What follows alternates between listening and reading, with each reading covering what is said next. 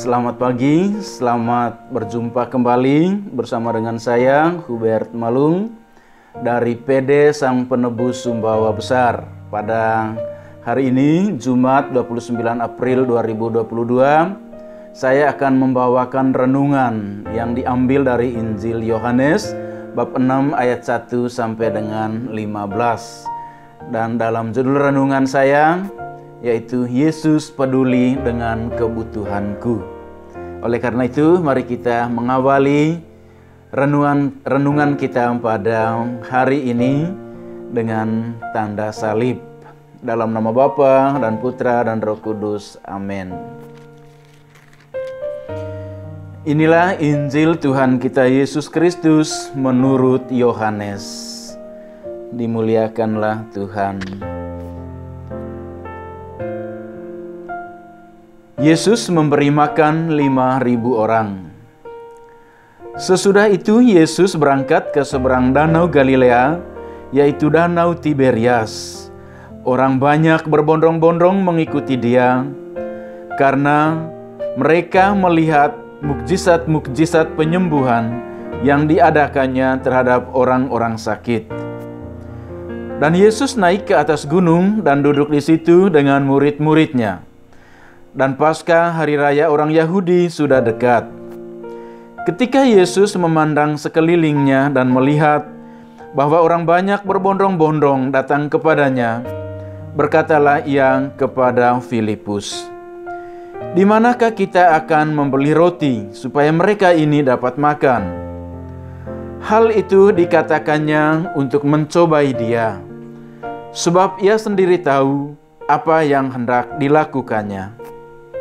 Jawab Filipus kepadanya, "Roti seharga 200 dinar tidak ada cukup untuk mereka ini, sekalipun mereka masing-masing mendapat sepotong kecil saja."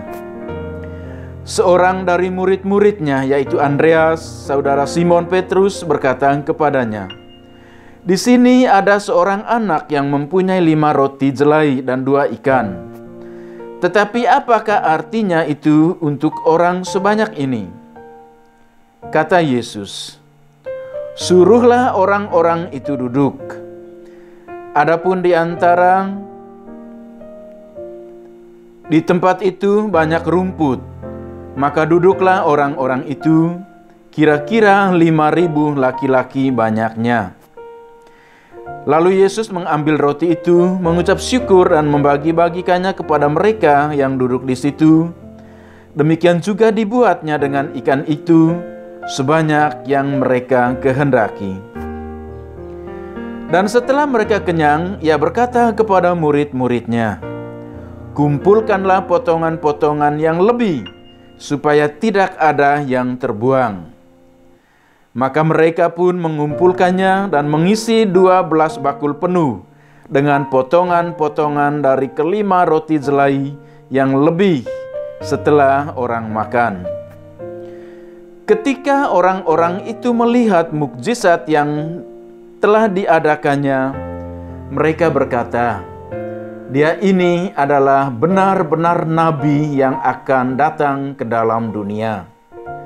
Karena Yesus tahu bahwa mereka hendak datang dan hendak membawa dia dengan paksa untuk menjadikan dia raja, ia menyingkir pula ke gunung seorang diri.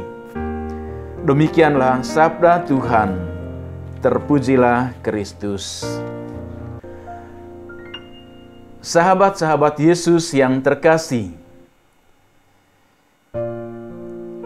bacaan-bacaan yang diperdengarkan kepada kita hari ini kembali mengingatkan kita akan begitu banyak cerita masa lalu dari orang-orang spesial kita. Entah itu guru di sekolah, orang tua, pastor paroki, sahabat-sahabat kita yang menceritakan kepada kita tentang mukjizat penggandaan roti ini dengan versi mereka yang berbeda-beda. Dan bagi kita sebagai orang Katolik, cerita ini pun bukan cerita asing lagi. Cerita ini sudah melegenda. Cerita ini sering diceritakan. Saking sudah sering dengar, maka reaksi setiap orang pun berbeda-beda. Ada yang merasa biasa-biasa saja. Itu kan cuman cerita masa lampau. Itu cuman cerita kitab suci. Tetapi cerita ini dikisahkan dalam 4 Injil, yaitu dalam Injil Matius, Markus, Lukas, dan Yohanes. Dan pada hari ini,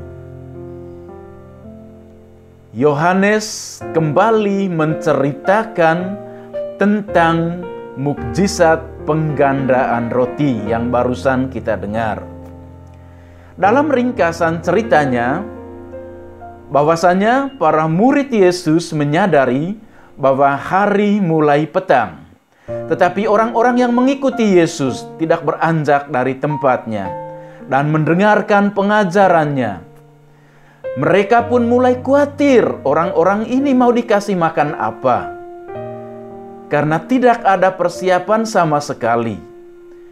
Petrus dan para murid Yesus mengusulkan kepada Yesus supaya orang-orang banyak ini disuruh pulang saja, disuruh bubar saja, dan membeli makanan masing-masing. Tetapi apa reaksi Yesus?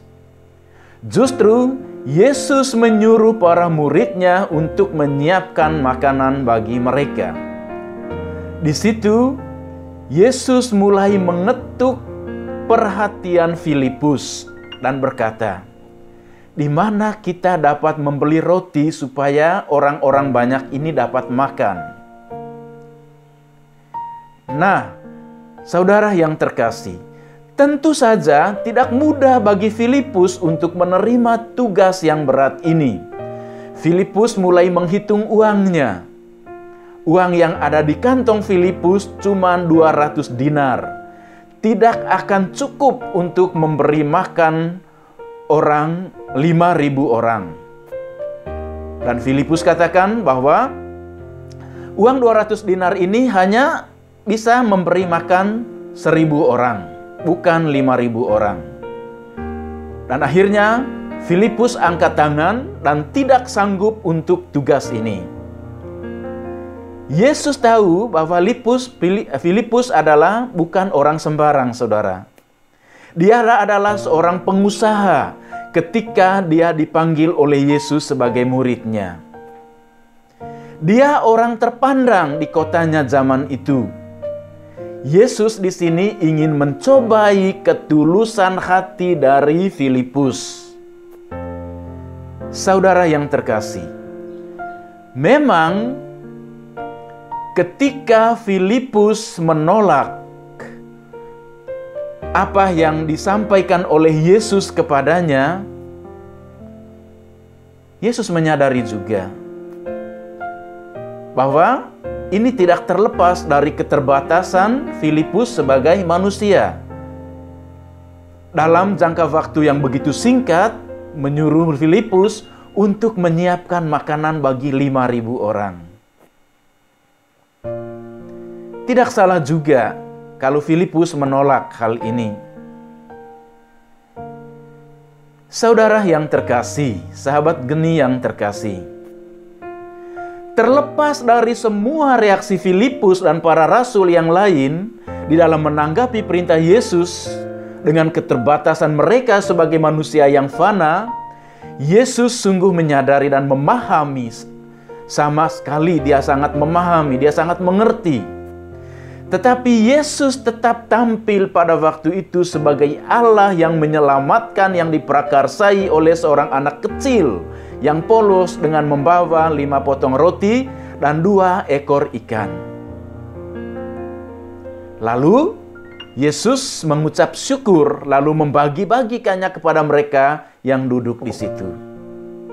Saudara yang terkasih, dari 5 potong roti dan 2 ekor ikan ini digandakan oleh Yesus dan 5.000 orang dewasa laki-laki itu menjadi kenyang dan bahkan masih sisa 12 bakul.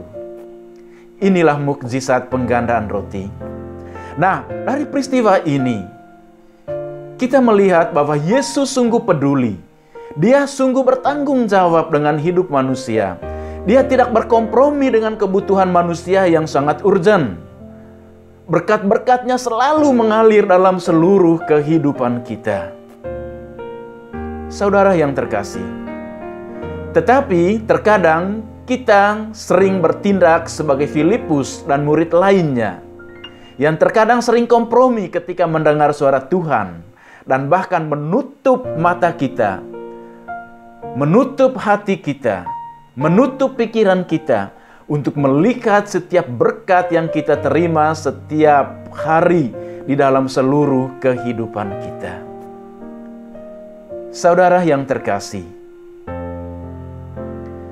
marilah kita belajar ikhlas seperti seorang anak kecil yang dengan rela memberikan 5 potong roti dan 5 ekor ikan kepada Yesus.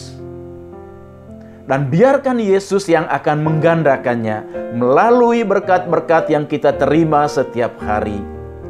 Marilah kita peduli dengan orang-orang di sekitar kita, seperti Yesus peduli dengan hidup kita. Saudara yang terkasih, apakah kita peka dengan orang-orang di sekitar kita? Apalagi di masa corona ini. Tuhan Yesus, ajarlah kami, untuk kami peka terhadap setiap perkataan dan bisikan-Mu kepada kami setiap hari. Ajarlah kami, untuk kami tidak membuat banyak alasan dan menjadikan keterbatasan kami sebagai alasan untuk menunda-nunda pekerjaan-Mu dalam diri kami. Dan jadikan kami sebagai pembawa berkat bagi orang-orang di sekitar kami. Saudara, marilah kita peduli dengan orang-orang di sekitar kita seperti Yesus peduli dengan diri kita. Tuhan memberkati kita semuanya. Terima kasih dan salam buat kita semuanya.